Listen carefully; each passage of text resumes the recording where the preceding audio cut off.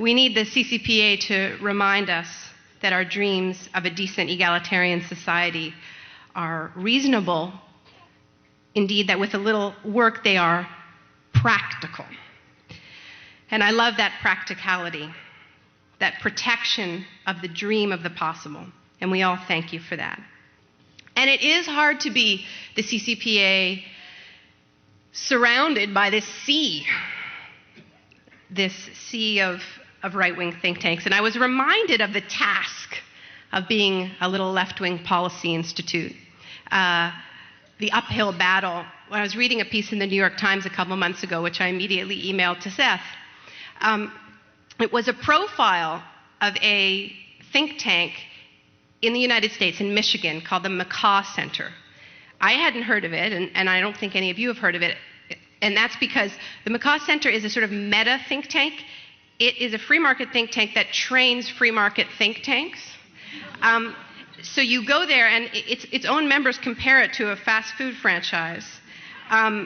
You come in and you pick up your ready-made tax cut policies, school choice, charter amendments, balanced budget bills, and you just slap on the name of your city or state or country. And in fact, they boast that they have hosted graduates. They've been around since 1987 from 37 countries at the right-wing think tank franchise outfit. Now, among their graduates was a Mongolian who wanted to know how to privatize his country's national herd of yaks. And that's what really struck me about how imbalanced this battle really is. Because here you have the CCP. I said, Seth, here you are worrying about protecting public health care. And these guys in Michigan have enough time to worry. They are so spectacularly hegemonic. I say this for Bill. They're so spectacularly hegemonic, so all-powerful, that they are sitting around the conference table in Michigan cooking up plans for nationalized yaks. They have the oil already. They have the natural gas. They have the water. They have the electricity. They have the factory farms. But they still worry that somewhere on the border with Kazakhstan, there are cadres of socialist oxen. They're haunted.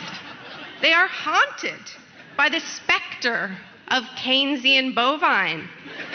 Now, that student, and I kid you not, because I read it in the New York Times, that student went back to Mongolia, became prime minister, and he damn well privatized those yaks. The CCPA is pressed for time.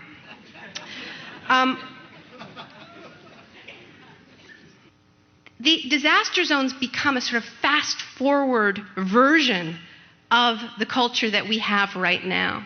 We leap ahead, and suddenly, we see what we've been building. We see this in New Orleans. It was climate apartheid, race and money buys survival.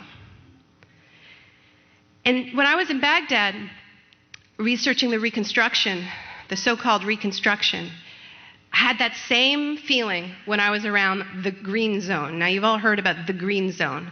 The Green Zone, it's sci-fi. I'm telling you, it is our dystopic future if we're not careful. It is an entirely fortified, gated city in the middle of a city, protected primarily by mercenary soldiers as well as U.S. soldiers. It has its own water system. It has its own electricity system. It has its own pristine hospitals, whereas the hospitals in Baghdad that were supposed to have been rebuilt by Bechtel are flooded with sewage, and incubators are held together with duct tape. The operating theaters in the Green Zone are pristine. In these disaster zones, the ranking of life, which is really what this economic model is about. And as climate change deepens, we will see it more and more. Why aren't these guys scared of climate change? They think they're saved. You know what? They're right. They're buying glacier-front property in Alaska. You can buy your way out of almost any disaster. You can. They already are. You can turn up the air conditioning. You can get out of New York or Washington in the summer. You can stockpile AIDS drugs, Tamiflu. It's already privatized. But this is very connected to climate change because there will be more and more disasters. And unless it is urgent, it is fundamentally urgent that we marry these debates and we put the ideology on trial before it's too late.